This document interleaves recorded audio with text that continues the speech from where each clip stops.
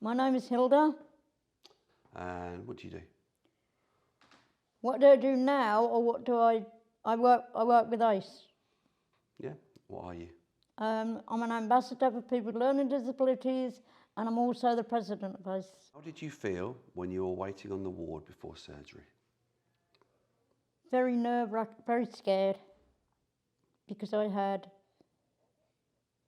didn't know what was happening, and also I didn't know, nothing was explained. It all went through so fast.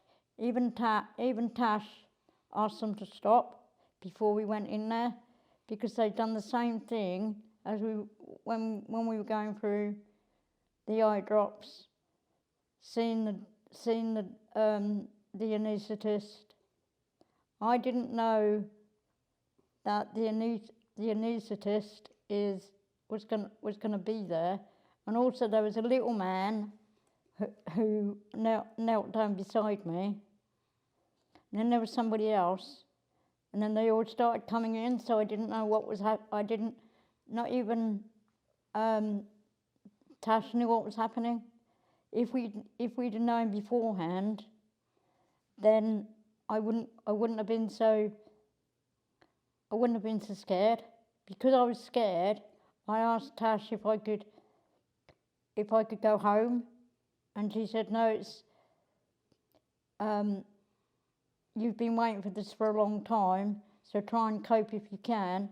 But then when I said that, I sat on this great big chair, and there was a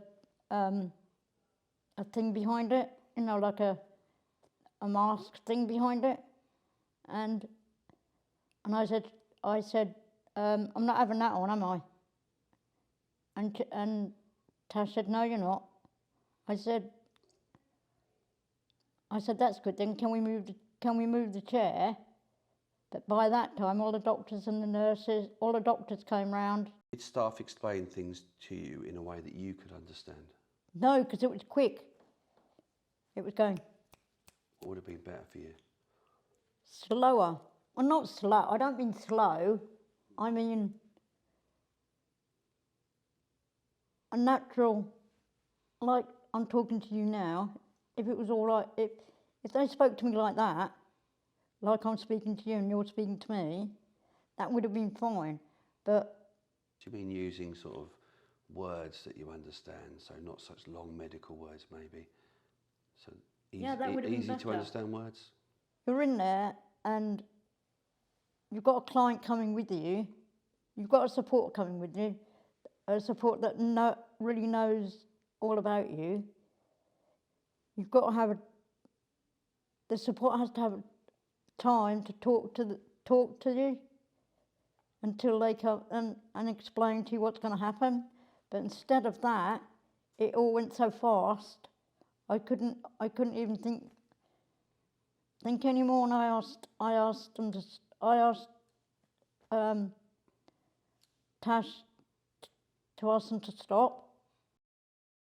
But I know they weren't listening. I just knew they weren't listening. They kept rammaging on. So I need to ask you, listen to you and do. How did you feel when you had to leave the ward and go to the theatre? That was even worse. That was even, oh my God. I got up, I walked in, Tash came with me. She knelt down beside me and she said, are you all right? And I said, no. She said, why aren't you? I said, well, before I think about lying down, I want to see who's in the room. So everybody started coming in all at the same time. And I think I had 8 on one side, 8 on the other, 2 people there. And that's why I kept going. And then they lowered me down, and the next minute I knew that I was actually, I had my hands like that. So and then Tash went, hold on. But they weren't listening to Tash. Yeah. They just carried on. And I said to Tash, I want to get off now. I want to go now. You don't do rocking behaviour, do you? No. It's something that you haven't probably done for a... I haven't done that for I don't remember doing it. When did you used to do that kind of thing? I haven't done it since I've lived at Longstay Hospital. So did that situation remind you of when you lived in those kind of places? Yeah. So that's why you did the rocking? That's why I did the rocking. And then I tried to say, I'm doing the rocking because I don't want you to do that. I don't want you to actually push me down. I don't want you to do that. I will go down when I'm ready to go down. Did the staff explain what the cannula is? No. But I knew what it was for because I've had a needle put in there before. But they put it in this one instead of that one. The what's known was so tight. Yeah, it was so tight that I couldn't even do that. And they said it's to calm you down. I said, what do you mean, calm me down? I don't need calming down. I just need someone to actually tell me what's happening without calming me down. So you like things done in a more relaxed way? Yeah, and that's how, if people like ourselves get nervous or get panicky about it, they're not going to do anything. They're not going to be calm enough for people to actually explain. That's why I had Tash in there, because the support will help, will talk you through it. So it's about having the people you trust around you? Yeah. Okay. It has to be somebody you trust and somebody who knows you all the way through. Did the staff explain why they were putting a mask on you? No. No. That's another thing. They didn't explain. That's why I did the same thing again. I kept doing it and doing it all over again. And they said, I think I heard someone say, you have to have this on, you have to have this on. And I think I heard someone say, to make you go to sleep so you don't feel anything. And then I thought, Christ, you know, and then it happened just like that. How did this whole experience make you feel? It made me go back to all these places I've been in. So it's all about asking you, isn't it? Yeah, it's all about having the good support, the right way to talk to people, and if the client doesn't know the answer, that's what the support's for. The learning disability nurse wasn't present during this, but you said there seemed to be a nurse who did understand. Yeah, she was in the theatre. What should have happened is when you went into hospital, Yeah. the learning disability nurse should have been notified, told that you were coming in. You met the learning disability nurse at one of our bigger county meetings. Yes. And you told her about your experience. Yeah. So why do you think it's important to speak up about having a bad experience? It's very important because a lot of people can hold it back because they don't like saying anything in case you get told off by that person saying that you've been telling tales. It's really important that people should say how they feel about when they go into places like that. It's nerve-wracking places anyway, but you have to think ahead, like saying, is it all right to say this, or isn't it all right to say it? But then you worry about it, and it makes you even anxious because you want to say it and you can't. If you say something, you get into trouble for it. You won't get into trouble, but you shouldn't get in trouble. But that's your experience from the That is my experience. from the past. So you are able to speak up about things that you think are wrong, or things that need to change, and things that need to be made better for people. I advise people to speak to somebody who they know and who understands them, and go through the process of thinking, did that happen? Do I need to report it? Do I need to say something? And once they've reported it, that's really off their chest a little bit. until it comes back to them and they have to do something about it for real. Meeting was arranged at the hospital to talk about your experience. Yep. So was that meeting helpful? That was very helpful, but I didn't think it was going to actually work. I didn't think it was going to go anywhere. When you sent me the letter, I thought this is a hoax. And then I asked Adele if she'd got one, so you sent Adele one as well. Yep, Adele's your advocate, yep. So I said, Adele, this can't be true because this has never happened. It's never happened to me before, going to speak to people in somebody in high places. So you had that meeting, yeah? And what was the meeting like? It was brilliant. Until I spoke to this anaesthetist, that really scared me because I thought, my God, what am I doing? So next time you go in, Yeah. right? Because you might have to have something else done. You never know. Oh, don't. Next time you go in, hopefully all these things that you said will be raised. So people will ask you, they will listen to you, they will do the things that you've asked. I just want other people to feel comfortable about talking to, but if they're not,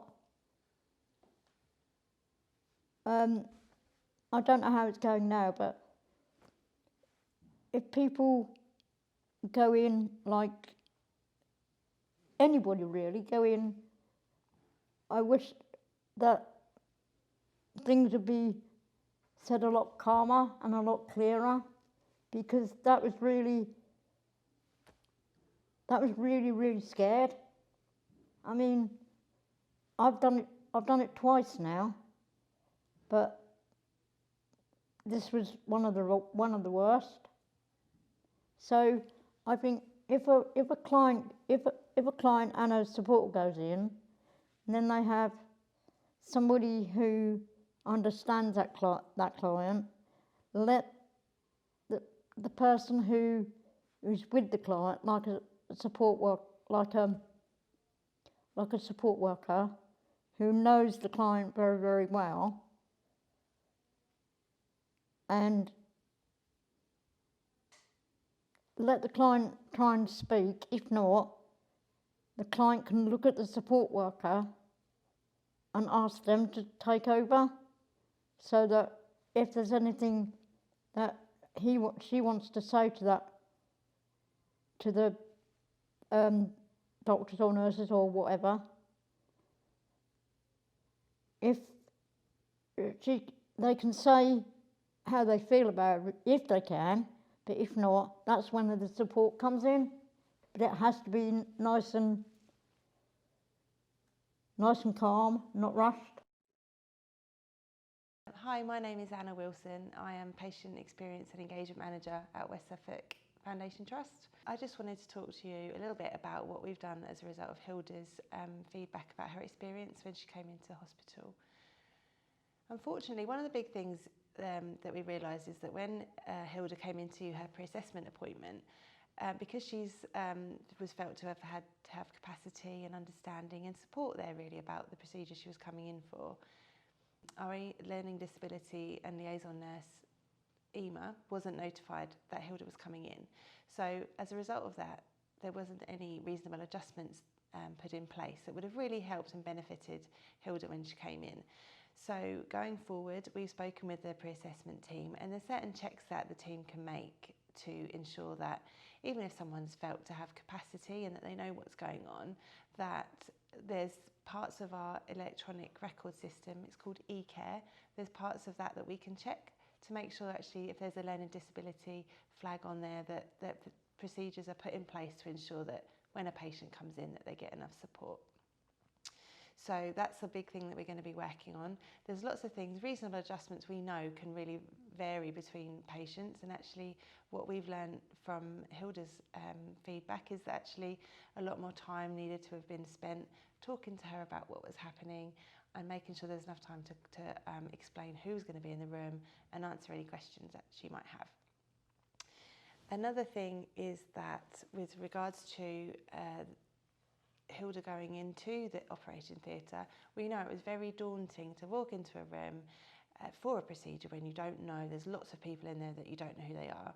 So one of the things that our staff is making sure that they do with patients coming in is that they take the time to sit down and say, these are the people that are going to be in the room with you, and this is why they're here, and actually they need to all be here. We appreciate that it's quite daunting, but this is why they need to be there.